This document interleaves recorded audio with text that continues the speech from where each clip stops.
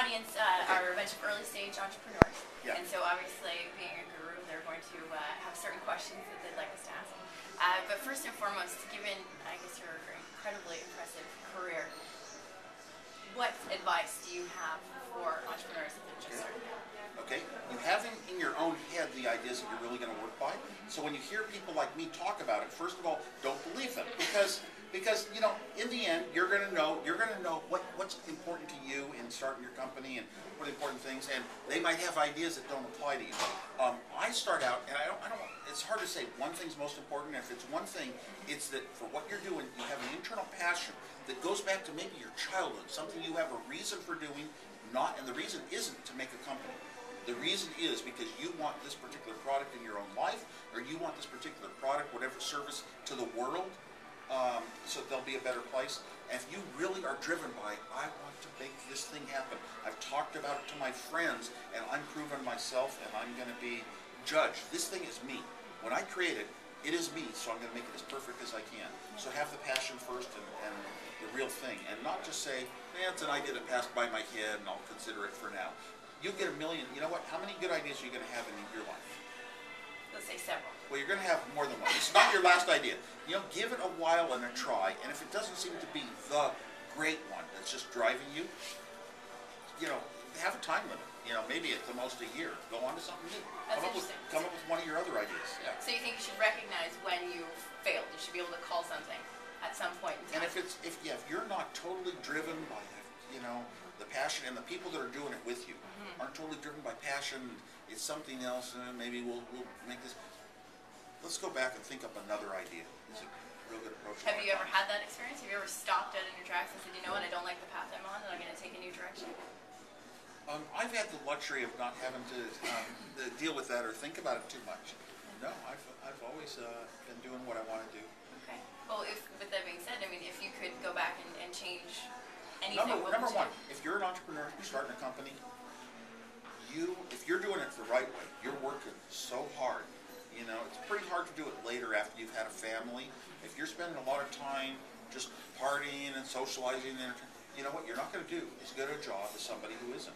So when you're young, you have a lot of energy, you can stay awake a lot of hours, and that's not going to be true for your whole life. You're going to be able to put that much energy into working it out, whether it's a program on paper and you know, all the stress that it causes. So work hard when you're young, and then make enough that you don't have to work from then on. Absolutely. So what kind of technology right now is getting you excited? Who do you see that has that passion that's pushing forward? Passion is in people, not in technologies. Okay. I'm actually passionate right now about the company I'm with, Fusion.io. Yeah. You know, and basically there are a lot of companies that are trying to bring this idea called solid-state disks that are faster than our hard disks into computers to speed things up. And just that this company has done it in such a different way that whenever it's compared, it always wins. All in the reviews and the ratings and everything, it always wins, and it's just amazing. It's going to change the way computers are built. It's like a paradigm shift in the way computers and servers on the internet are actually done. So I'm excited because my whole life was about computer architecture from the time I was very young. And I would not have joined a company. I never thought. They shocked me when we met in a restaurant once and they said, we have one more thing to hit you with. We'd like to offer you a job. What? The last thing I need in the world? And I said yes, because I've been so impressed by not the company and the technology, although that's part of it. It's the people. The people that created it and the people that believe in it that are in the company. This is really a great company. I want to associate myself with the things that are going well. This is one of them. Well, that's good. Yeah, the economy's going down. Our company's going up. That's a great trajectory. But so, besides the passion, then you said these people are great. You wanted to work with them. What else is making them great entrepreneurs? They have devoted their life not only to learning technology and how to create great things, but to taking ideas and approaches that are different than the rest of the world, not taking the easy way, but trusting in their own brains to be able to work on technology and develop the software that makes the product work so much better than the other people. They're willing to put in the effort to have the best, and that's excellence. And I always admire that kind of excellence. And in other words, not just have an idea and build it, but have an idea, build it, and make it the best.